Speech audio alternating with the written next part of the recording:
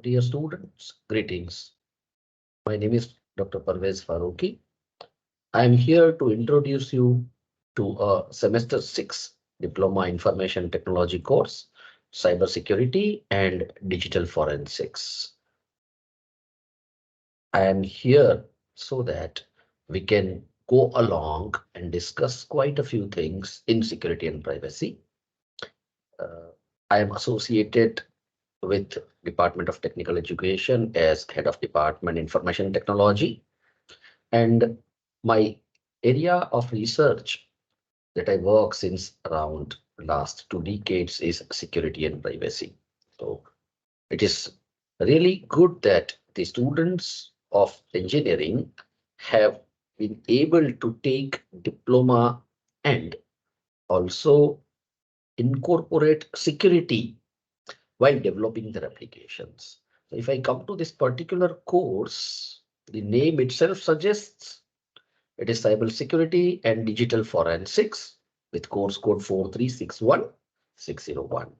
And this course is an essential course, a part of your final year, which looks at an important aspect, a very important pillar of computing, very important pillar of information technology, that is security. So security can never come as an add-on.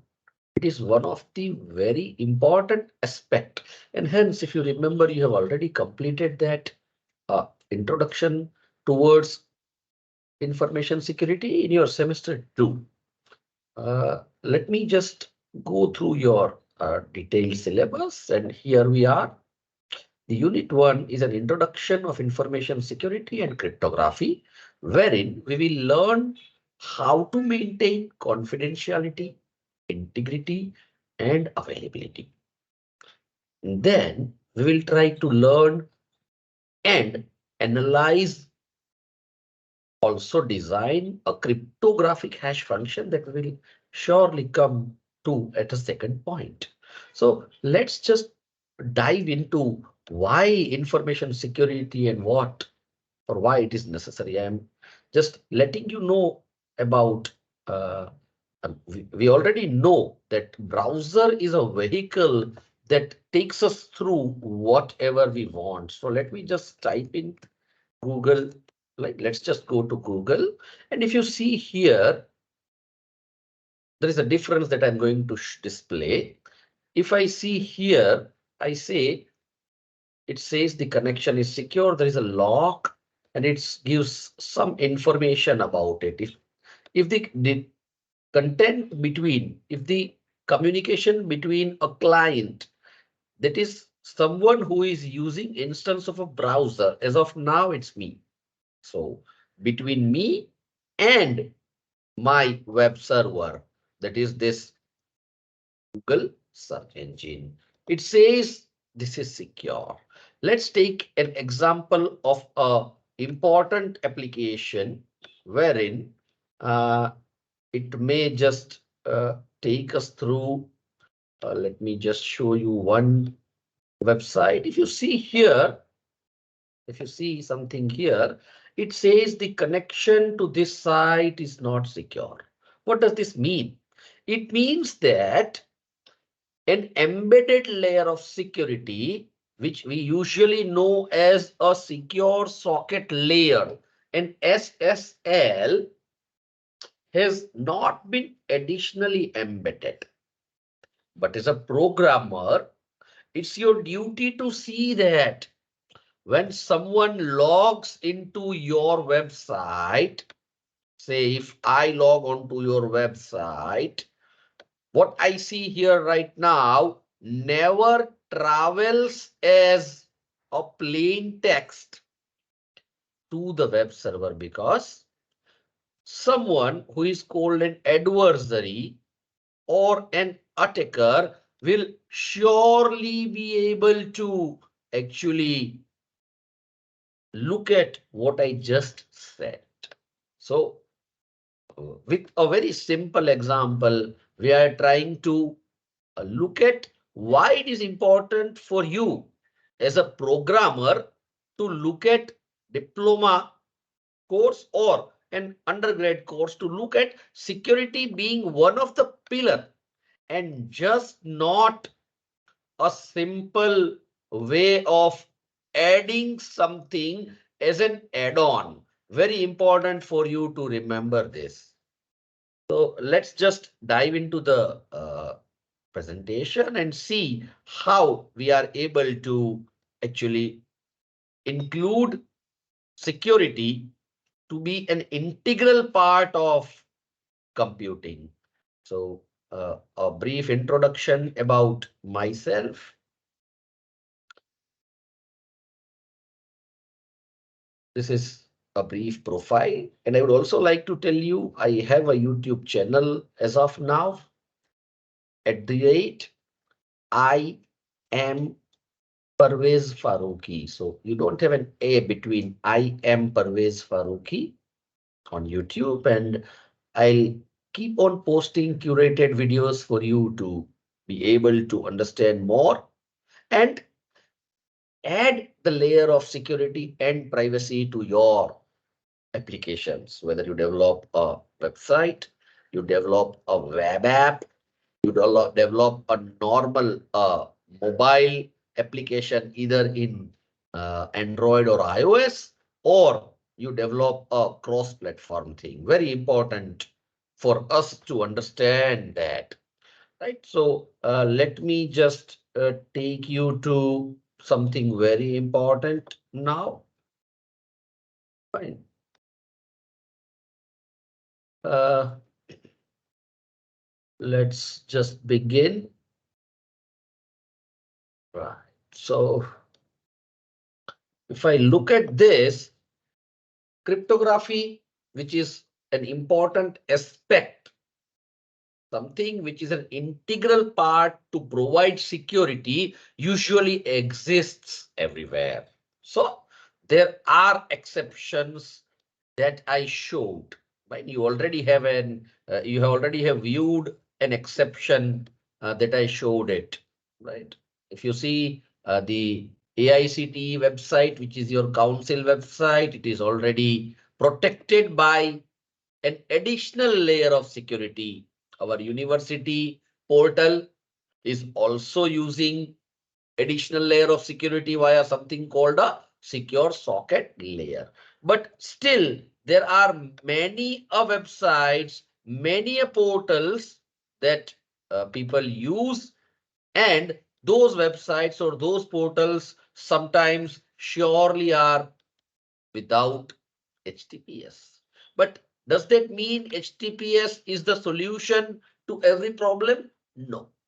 As a programmer, when you develop your own content, it is your duty to see that you provide security. So just to take an example, secure communication is via HTTPS, your secure HTTP. But we did see an example where this default security doesn't exist. And if it doesn't exist, then when your data travels over the web, by default, the web is unsecure.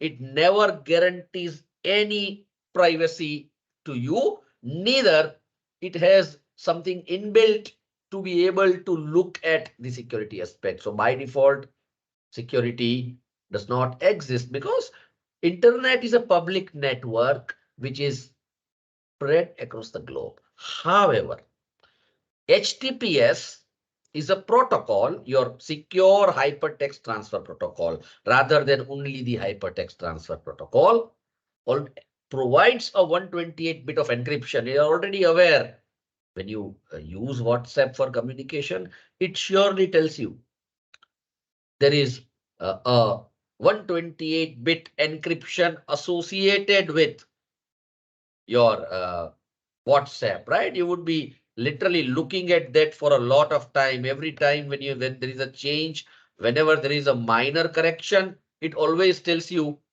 that yes, there is a layer of security by WhatsApp. So secure communications exist, and they exist through cryptography. So web traffic, HTTPS, we are all using smartphones and smart devices. And as of now, in the 21st century, We are going so mobile that one user at least has a couple of wireless devices. So when you are scrolling through your mobile data, your mobile traffic, like your uh, probable protocols, then in that case, 802.11i, which is also known as WPA2 and wireless encryption protocol for Wi-Fi traffic. Then you have your mobile traffic using the GSM mobile uh, movement. And whenever you consider a short range data transfer, then you have Bluetooth. When content is stored on your disk, when data is stored on the disk and you want that to remain private, you always have an extended file system or a TrueCrypt, an EFS or a TrueCrypt software to actually jumble your content. When the content is readable, we usually call it plain text. Whereas when we convert that easily readable content into a content which cannot be easily deciphered, then we call it an encrypted content.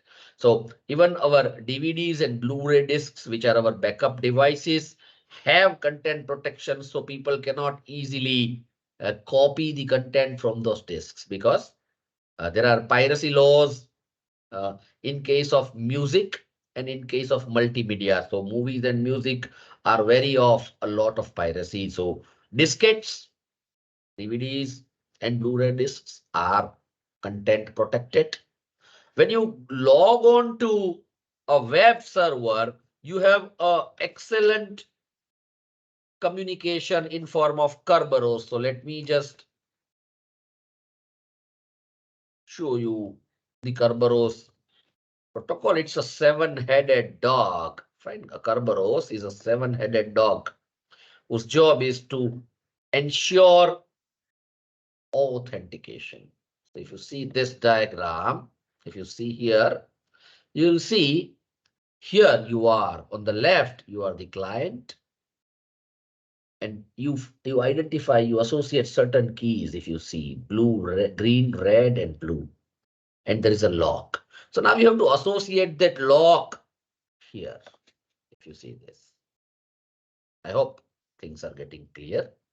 So when you have a authentication thing for case in case of security, you have Kerberos for authentication to verify whether individual logging on the server is you yourself. Very important. So how does a typical communication happen? Uh, Please remember, for this particular course, whether you read any good reference, you will always find two characters who are important. Those two characters are Alice and Bob. You have to understand that Alice is your browser instance. Alice is a name associated so that you can relate that in real references. So Alice is your client, means your browser through which you are requesting a web server. When you request something on web, you always use a public channel which is called internet. So when you type in www.google.com, that means you are Alice and you are trying to reach the server, and just see the server responded. So in this way, communication happens. I'm directly coming to something which is called a threat model, because in security, you have to remember, you have a model to propose that says what are different threats to what you are proposing. So we are looking at this security and privacy through something which is called a threat model. So within this model, there are two participants, Alice and Bob. Alice, your client, your browser, and there can be multiple Alice on one server. I mean, we don't know at one instance how many users have logged on to a Google email server. It could be millions together on the globe. So we all use internet, which is a public network and hence guarantees no security. Why I am trying to emphasize here? I'm emphasizing because it is duty of you as a programmer to provide that security or privacy. It is not the duty of internet or the web to do that. So as a programmer, remember, if you are developing something for your client, it is your responsibility to see that your client who will be communicating with a lot of customers who are all Alice, and your client will be a web server, a website, right? Or a mobile app. So the server is Bob. So Gmail server is Bob. Google search engine is Bob. DTE website that we see that responds is Bob, right? So whenever there is a communication between these instances, you have to remember that every time a client writes something, that information is understandable, is written in a language that can be easily understood, and hence it will always be known as plain text. So if you look at this message M, when I read this message, it is implicit that if it travels over this public channel, then surely a third actor who is known as Eve, EVE, is an adversary. So in this model, Alice and Bob are communicators. They communicate with each other. And Bob is a server, Alice is a client, and an adversary or an attacker who is interested in confidential communication with Alice and Bob is called Eve. So Eve is always interested on the internet. We are aware that internet is a public network, and hence whatever goes can be captured through various tools. You already know how Wireshark can be deployed in networks just to scan the network traffic. So someone can catch your data, right? So when this request reaches from Alice to Bob, from client to server, this message has to be protected by you as a programmer. Remember this. Now, as I said, Eve is always interested to capture that content. So Eve is a powerful program, right? That already also considers identifying or finding some private information in plain text in a polynomial time. So that algorithm is effective, is efficient. We are already aware because of data structures, different ways of efficiency of algorithms. So Eve is a program, is a very powerful individual who has a program which keeps on looking at the data. And what's the gain? As of now, in the digital world, the gain is monetary, right?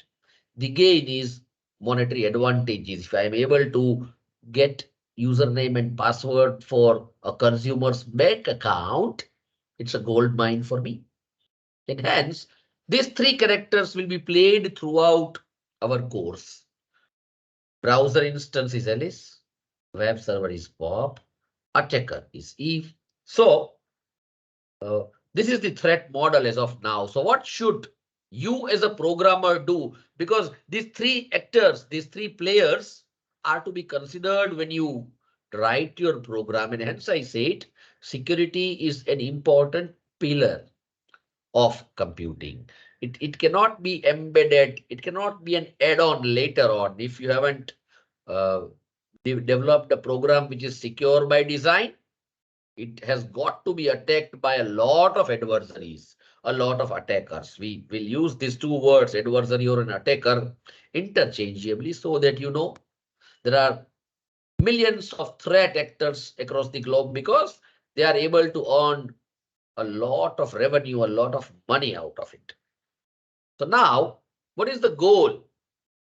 So this word should come up, this thing should come up, because ultimately in a threat model, there has to be something which is called an end goal. So our goal is to protect client's communication with server, because this communication is confidential, this message is confidential. You have to understand that the plain text that you see probably is your username and password. If you just see here, if you just come here, and when someone says gmail.com, right, then if this individual has already a password, a logged in resource, is going to do that. But however, if the individual is out of any account, right, and if I say use some other account, then this is your credential, right? This is your credential, your identification. And then if I enter a correct outcome, if I enter a correct password, then I should be able to log into the instance. Just see, since I didn't enter a correct credential, fine, I was not allowed to log in. And if you see on the top, if you see here, right, if you see this, there's a question mark. And this question mark shows on the left, you have your domain information. On the right, shift, let me just show this. All of the content that you see is jumbled. There is nothing which can be inferred, right? And by default, this field is a password field. So the content that you see looks encrypted. However, user has already entered his password, and let's just see. Yeah, the user has entered a correct credential and he is logging on to this web server. So let us just see again. If we let's go to the threat model. So Eve is always interested in gaining the plain text without effort or with some effort which is tangible. So therefore it's said in any polynomial time. So the end goal is to protect Alice's communication with Bob. Therefore, if you see these two objects embedded, you will see that you will find that the plain text will now go to this algorithm, and once the content is encrypted means the plain text has just got jumbled. Let me just show you with an example. If I put a password without any information, say my username,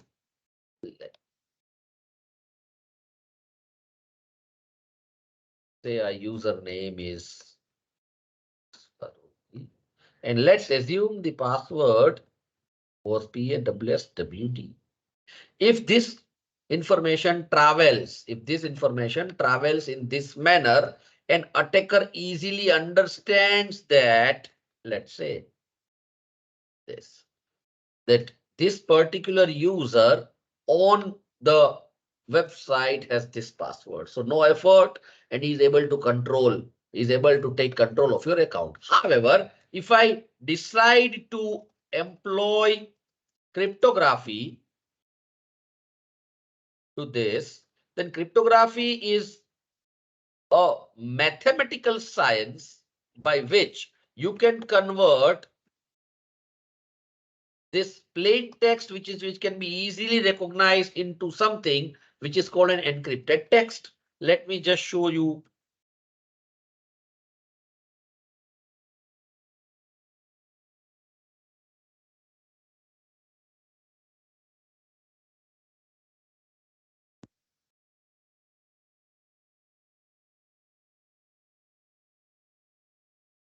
So instead of this text, right, instead of this, say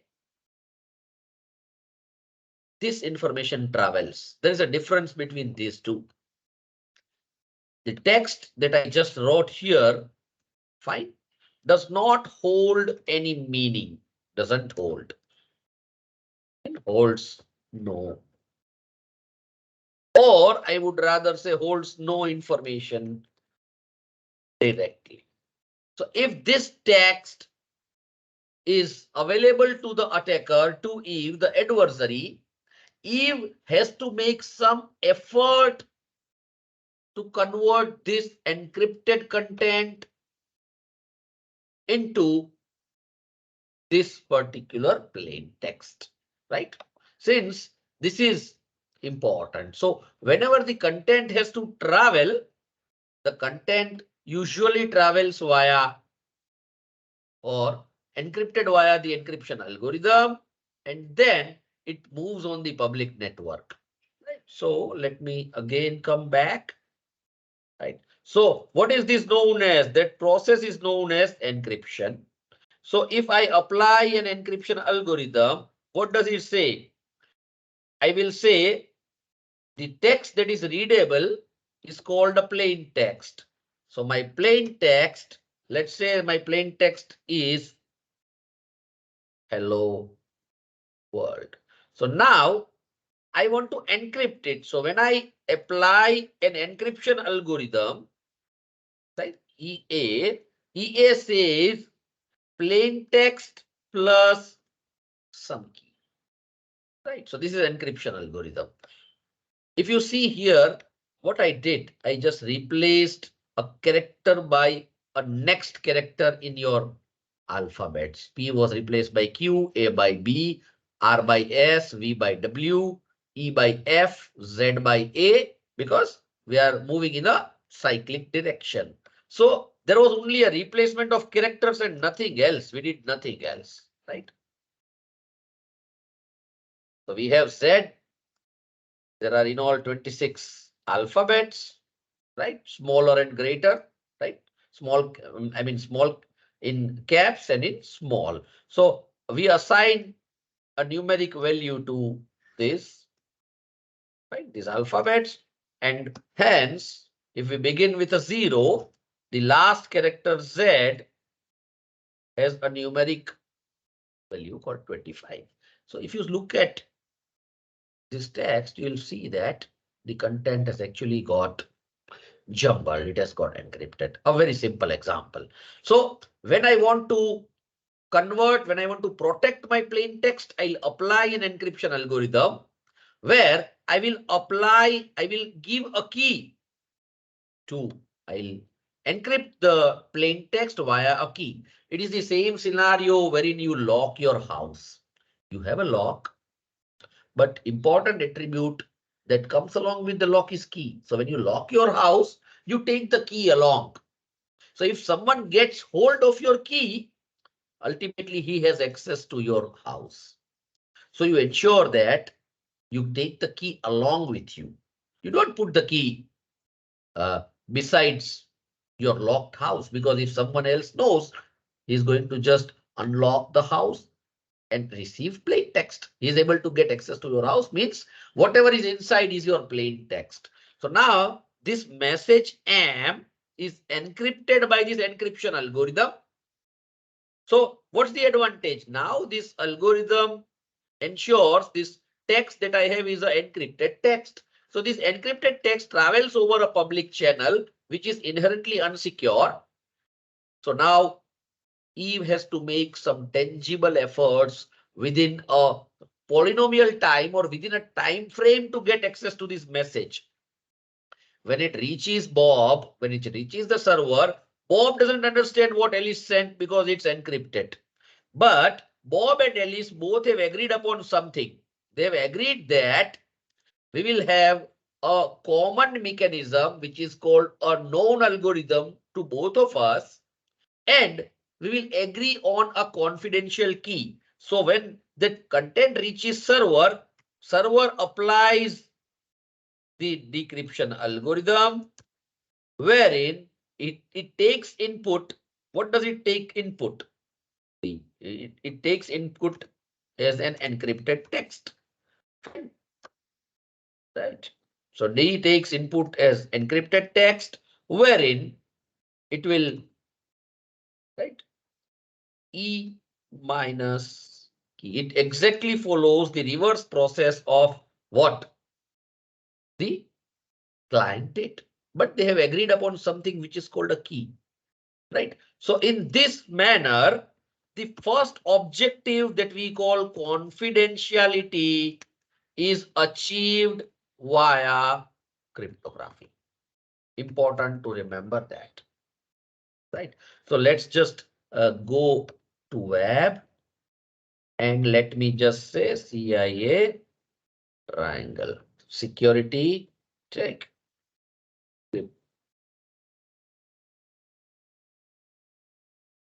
Let me just check it, the CIA Triad. Let's just open the images. Right. Okay, so if you see here,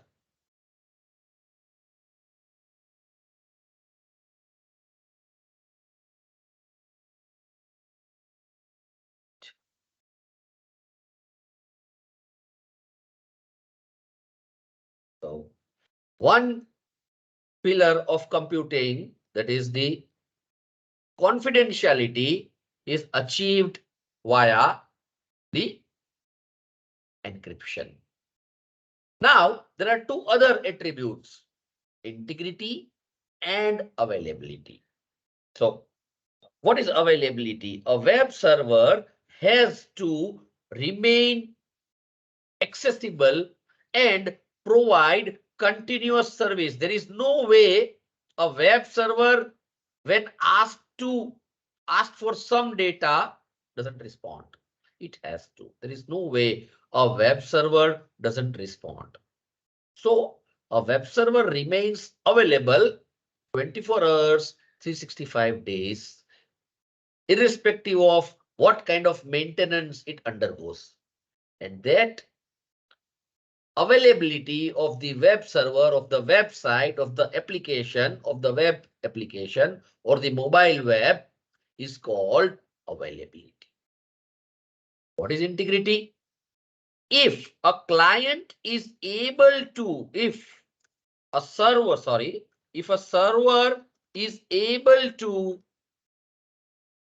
send, if a server is able to send some information, let it be encrypted to the client, because Alice and Bob will always agree upon one algorithm and also agree upon a key, a private key algorithm, right?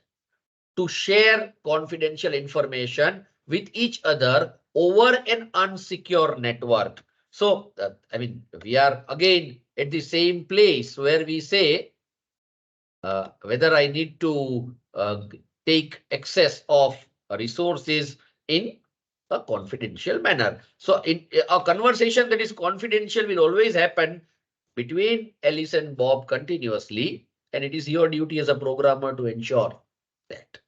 So if a server sends some information, if Bob sends back some information to Alice, and if that information reaches as is to Alice, without an iota of change, without an attacker, right?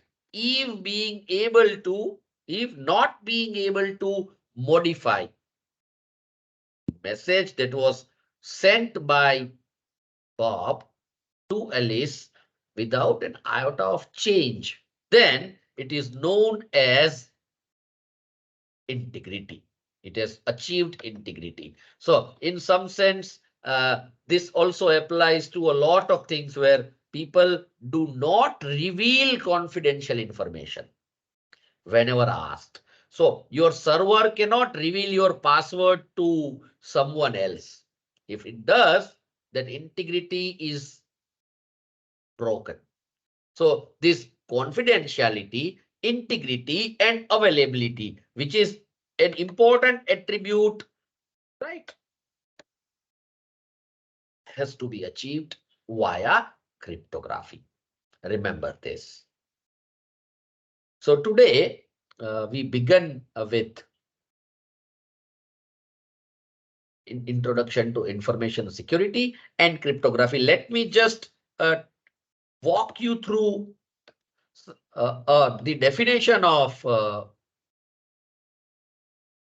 cryptography. Let me just write cryptography and let's see what it is. Right. Cryptography is a process of hiding or coding information. Either you hide that information or you do some coding. So see, if we take this example here, though we applied something that is very ordinary, still we converted the text, we converted this plain text into something unreadable. So we were able to actually code that information, encode that information, right? So that only a person for whom that message was intended, and you would have to remember that message when you talk to your mail server, it is always the Gmail server who is the desired recipient. So no one else except the web server should be able to receive this information, right? So a message reaches or read by only the person, the plain text for whom it was intended or desired. Cryptography is an art which has a mathematical foundation, which has been used to code messages for thousands of years. So cryptography is not something that is new. It is something that has been available since thousands of years. And it continues to be very important aspect in today's world because your banking transactions happen via bank websites or apps. You have large number of passwords on different websites. So you have a password manager on your mobile and your desktop app, and you have a lot of e-commerce websites, right? So cryptography is an art which forms the basis of your particular course, your cybersecurity. So cryptography is one of the methodology using which has a foundation in mathematics. So remember, when there is a mathematical foundation, we call it a formal foundation. And whenever there is a formal foundation available, it's always desirable. So as a programmer, it is expected from you that you are able to provide those solutions that actually provide confidentiality and privacy to all the clients of your client for whom you are developing this program, for whom you are developing this software, for whom you are developing this website. Remember this. So today we have discussed basic concepts of security, taking a threat model, which is very necessary in case of security, because you must know what actually is your desired goal and how you would like to fulfill that. What tools would you use? What thought would you apply in order to achieve your goal? So I will continue to connect with you all and discuss these topics so that we are on the same page and you are able to develop extremely secure applications. You are able to develop secure applications for your clients and their customers' data, their customers' security and privacy is actually managed, maintained. An attacker would not be easily able to breach that confidentiality, integrity of your product. And availability is very important because if someone knocks your website, knocks down the website, you have to understand you'll be out of business because you have to remain available always and ready to serve your customers. Once you are broken, once you are out, knocked out, and your customers' data security is breached, privacy is breached, it is not easy for someone to create or reshape the image that someone built. So we close this session today, and in the next session, we'll take up a couple of topics continuing with this. Thank you for listening to me, and let's meet again in cybersecurity and digital forensics, specifically curated for you. Thank you.